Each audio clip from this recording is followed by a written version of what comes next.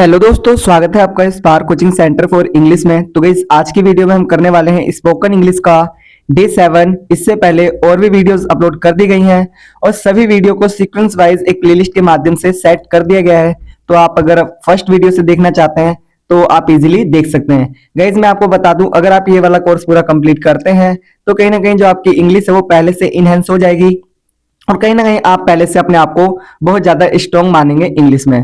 Guys, अभी तक आपने चैनल को सब्सक्राइब नहीं करा है तो चैनल को सब्सक्राइब कर बेल आइकन हिट कर दें ताकि इसी तरीके की बेहतरीन वीडियोस आपको टाइम टू टाइम मिलती रहे।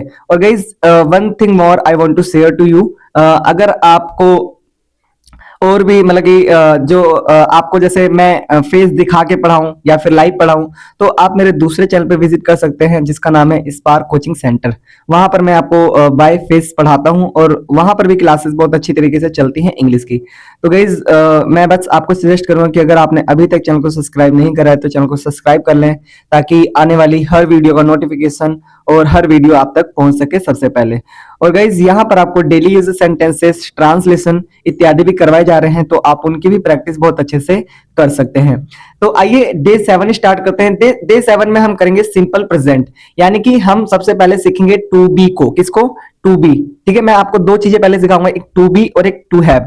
एक बार मैं टू बी और टू हैव की एक बार आपको प्रैक्टिस करके भी बताऊंगा ताकि कहीं ना कहीं जो हमारे बच्चे हमारे साथ जुड़े हुए हैं वो बहुत अच्छी तरीके से चीजों को सीख सके। ठीक है, और अगर अच्छा रिस्पांस रहेगा तो हम बहुत जल्दी यहाँ पर लाइव बनाएंगे आप लोगों के लिए। ठीक है, तो वीडियो को ज्यादा से ज्यादा शेयर करें, लाइक करें और कमेंट करें। ठीक है, तो देखिए सिंपल प्रेजेंट, इसमें हम यूज करते हैं बच्चों इज एम आर। अब शर्त होती है कि इज एम आर का हम कहां प्रयोग करें। ठीक है, तो इसकी पहचान देख लीजिए। सबसे पहले पहचान है, अगर किसी वाक्य के अंत में है, हो, हूं और हो, इनमें से कोई आ रहा हो तो आप क्या यूज कर सकते हैं? आप यूज कर सकते हैं इज एम आर। ठीक है, इंग्लिश में हेल्पिंग वर्ब होती है बच्चों इज एम आर। अब इज किसके साथ लगेगा, एम किसके साथ लगेगा, आर किसके साथ लगेगा, और ये है हमारे सब्जेक्ट। अगर आपको अभी नहीं समझ में आ रहा है कि सब्जेक्ट क्या होते हैं तो आप डे 1 से जरूर देखिए। मैं आपको बार बार रिकमेंड कर रहा हूं कि आप डे 1 से जरूर जुड़िए हमारे साथ, क्योंकि डे 1, डे 2, डे 3 में मैंने बहुत सारी ऐसी चीजें करवाई हैं जिनसे कहीं ना कहीं आपको ये पता लग जाएगा कि सब्जेक्ट होता क्या है, ऑब्जेक्ट क्या होता है और हेल्पिंग वर्ब क्या होती है। बात समझ में आ रही है? ठीक है, देखिए इज के साथ जो अगर जैसे कहीं पर ही मिले, शी मिले, इट मिले, नेम मिले या फिर अदर वर्ड तो वहां पर इज आएगा। हेल्पिंग वर्ब में क्या आएगा? इज आएगा।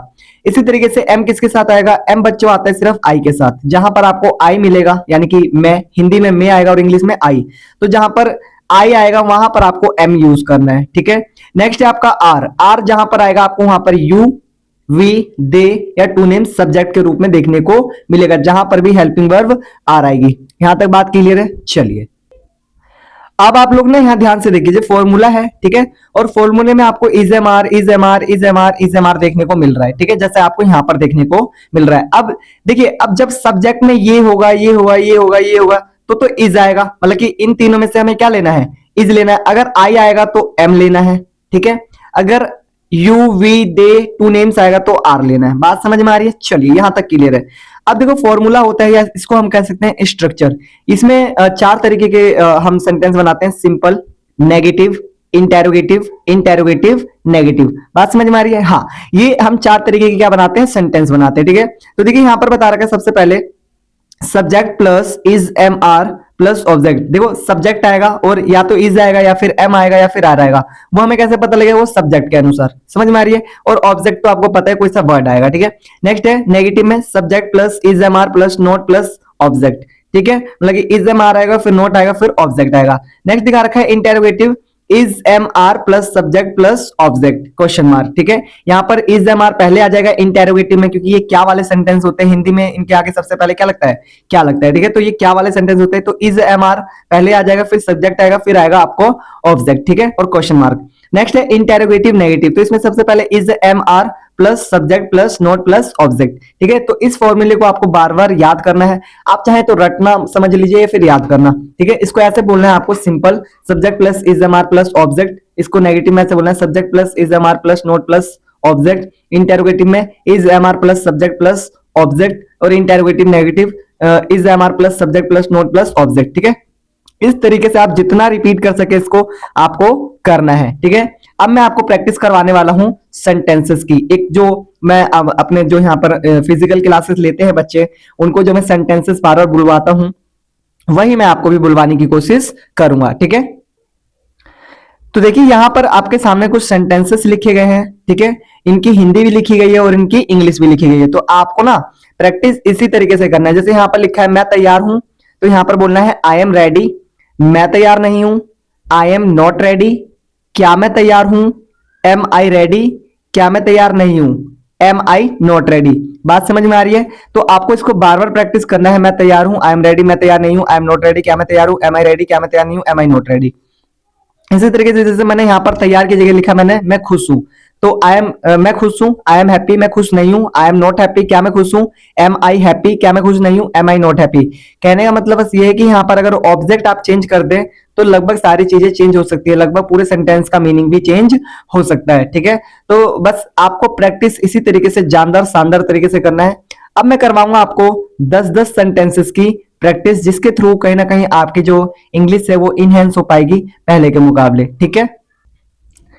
देखिए सबसे पहले हम सिंपल सेंटेंसेस करेंगे, ठीक है। और मैं यहां पर आपको कॉपी किताब लेके बैठना है और साथ ही साथ इनको ट्रांसलेट करने की कोशिश करनी है मेरे से पहले, ठीक है। मैं खुश हूं, आई एम हैप्पी। वह दयालु है, ही इज काइंड। वे गरीब है, दे आर पुअर, ठीक है। दे लगाना है यहाँ पर, वे के लिए क्या लगता है दे। अगर आपको अभी भी नहीं समझ में आ रहा है कि सब्जेक्ट क्या होते हैं तो आप डे 1 की वीडियो जरूर देखिए, ठीक है। राम अमीर है, राम इज रिच। तुम उदास हो, यू आर सैड। हम लोग ईमानदार हैं, we are honest, we are honest. Next है आपका वह स्वस्थ है, he is healthy, he is healthy. हम लोग प्यासे हैं, वी आर थर्स्टी। राधा भूखी है, राधा इज हंग्री। राम और मोहन चालाक हैं, Ram and Mohan are clever, ठीक है। Ram and Mohan are clever. यहां पर देखो नाम है, यहां पर दो नाम है, तो दो नाम के साथ जो हेल्पिंग वर्ब होगी वो प्लूरल वाली लगेगी, ठीक है। यानी कि यहां पर क्या आएगा, आर आएगा। बात समझ में आ रही है? चलिए अब हम प्रैक्टिस करेंगे नेगेटिव की। देखिए जैसे मैंने सिंपल की यहां पर प्रैक्टिस करवाई आपको, उसी तरीके से आपको नेगेटिव की करनी है। गाइस अगर आप कॉपी पेन लेके बैठे साथ में तो आपको कहीं ना कहीं जो नेगेटिव है उसको करने में कोई भी दिक्कत नहीं आएगी। जस्ट आपको करना क्या है, फॉर्मूले को बहुत अच्छे से याद करना है और ट्राई करना है कि उन फॉर्मूले को इतना ज्यादा प्रैक्टिस कर ले कि आपको ऐसा लगे नहीं कि ये जो फॉर्मूले हैं ये टफ है, ठीक है। इतनी प्रैक्टिस कर लीजिए आपकी फॉर्मूला जो है वो टफ कभी लगे ही ना। देखिए अभी हमने सिंपल की प्रैक्टिस की, अब हम करेंगे नेगेटिव की प्रैक्टिस, ठीक है। तो यहां पर दिखा रखा है मैं खुश नहीं हूं, तो यहां पर आएगा आई एम नॉट हैप्पी। वह दयालु नहीं है, ही इज नॉट काइंड। वे गरीब नहीं है, they are not poor. Ram अमीर नहीं है, राम इज नॉट रिच। तुम उदास नहीं हो, यू आर नॉट सैड। छठा है हम लोग ईमानदार नहीं हैं, वी आर नॉट ऑनेस्ट। वह स्वस्थ नहीं है, ही इज नॉट हेल्दी। हम लोग प्यासे नहीं हैं, we are not thirsty. Radha भूखी नहीं है, Radha is not hungry. Ram और मोहन चालाक नहीं है, Ram and Mohan are not clever, ठीक है। तो हमने अभी तक सिंपल की प्रैक्टिस की और हमने अभी तक नेगेटिव की प्रैक्टिस की। अगर आप कॉपी पेन लेके साथ बैठे हैं तो कहीं ना कहीं आप दोनों सेंटेंसेस को मैच करना, सिंपल को और नेगेटिव को। बस आपको ये पता लगे कि सिर्फ नोट का फर्क हो रहा है हर जगह, किसका, सिर्फ नोट का। अब दोस्तों हम प्रैक्टिस करेंगे इंटेरोगेटिव की। तो बच्चों इंटेरोगेटिव में क्या होता है, आप ना एक बार सिंपल सेंटेंस को देखिए। बस सिंपल सेंटेंस जैसे यहां पर लिखा था मैं खुश हूं, तो उसके आगे क्या लग गया, क्या मैं खुश हूं। ऐसे हुआ है ना कुछ। देखो अब मैंने आपके सामने ये हाइड कर दिया, अब देखो सिंपल बन गया ये। मैं खुश हूं, वह दयालु है, वे गरीब है, राम अमीर है और तुम उदास हो। तो आपको जब भी इंटेरोगेटिव बनाना है तो सिंपल के आगे क्या करना पड़ेगा, आपको सिर्फ क्या लगाना पड़ेगा। अब देखो ये बन गया इंटेरोगेटिव। बात समझ में आ गई जो मैं समझाना चाह रहा हूं? अगर समझ में आ गई तो एक बार कमेंट में जरूर लिख देंगे कि हाँ सर वो वाली बात समझ में आई, इंटेरोगेटिव वाली। आप ऐसे लिखेंगे ना तो थोड़ा सा मुझे ऐसा लगेगा कि हाँ मैंने यूट्यूब के माध्यम से बहुत अच्छे से बच्चों को टीच कर पाया, ठीक है। आगे देखिए क्या मैं खुश हूं, तो यहां पर सबसे पहले is am are plus subject plus object, ऐसा ही था ना? हाँ ऐसे ही था। क्या मैं खुश हूं, एम आई हैप्पी। क्या वह दयालु है, इज ही काइंड। क्या वे गरीब है, आर दे पुअर। क्या राम अमीर है, इज राम रिच। क्या तुम उदास हो, आर यू सैड। क्या हम लोग ईमानदार हैं, are we honest, are we honest. Next है आपका क्या वह स्वस्थ है, इज ही हेल्दी। क्या हम लोग प्यासे हैं, आर वी थर्स्टी, क्या राधा भूखी है? इज राधा हंग्री, क्या राम और मोहन चालाक हैं? Are Ram and Mohan clever, are Ram and Mohan clever, क्योंकि टू नेम्स है ना, जहां पर टू नेम्स आता है तो वर्ब जो हेल्पिंग वर्ब होती है प्लूरल आती है। ठीक है, बात समझ में आ गई? चलिए अब हम जो आगे हैं, हम आगे हैं इंटेरोगेटिव नेगेटिव के। इसके आगे भी क्या आएगा, लेकिन इसके साथ नेगेटिव भी आ रहा है, तो हमें क्या करना है? देखो सबसे पहले इसको हाइड कर लो। कर लिया हाइड। अब देखो नेगेटिव बन गया ये हमारा इंटेरोगेटिव, इसमें से हटा दो भी। क्या बन गया ये? नेगेटिव। मैं खुश नहीं हूं, वह दयालु नहीं है, वे गरीब नहीं है, राम अमीर नहीं है, तुम उदास नहीं हो, हम लोग ईमानदार नहीं है। तो आपने अगर कॉपी पे लिखा होगा ना, तो नेगेटिव वाले सेंटेंस को देखो, बिल्कुल डिट्टो वही है।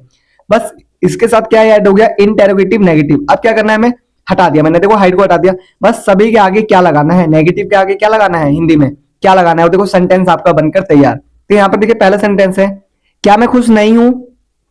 एम आई नॉट हैप्पी, क्या वह दयालु नहीं है? इज ही नॉट काइंड, क्या वे गरीब नहीं है? आर दे नॉट पुअर, क्या राम अमीर नहीं है? इज राम नॉट रिच, क्या तुम उदास नहीं हो? आर यू नॉट सैड, क्या हम लोग ईमानदार नहीं है? Are we not honest, are we not honest. Next है सातवां, क्या वह स्वस्थ नहीं है? Is he not healthy, is he not healthy, क्या हम लोग प्यासे नहीं हैं? आर वी नॉट थर्स्टी, क्या राधा भूखी नहीं है? इज राधा नॉट हंग्री, और क्या राम और मोहन चालाक नहीं है? Are Ram and Mohan not clever, are Ram and Mohan not clever. Guys मैं बहुत अच्छे से आपकी प्रैक्टिस करवाऊंगा आने वाले समय में। अभी थोड़ा सा बोर्ड पे अभी हम नहीं पढ़ा पा रहे हैं बिकॉज ऑफ डिजिटल बोर्ड। और जो डिजिटल बोर्ड होता है बच्चों, वो थोड़ा सा कहीं ना कहीं अच्छा होता है टीचिंग के लिए, बिकॉज काफी चीजें उस पर लिखी हुई होती हैं, तो हमें बहुत सारा इजी होता है मैटर। नहीं तो जो जैसे व्हाइट बोर्ड होता है उस पर लिखने में बहुत ज्यादा टाइम लग जाता है। जैसे जो वीडियो आपकी 1 घंटे की बननी चाहिए, वो वीडियो बनाने में लगभग लगभग फिर लगता है टाइम कम से कम 3-4 घंटा। तो कहीं ना कहीं थोड़ा सा टाइम का भी शॉर्टेज है, that is why I am unable to make the videos like that.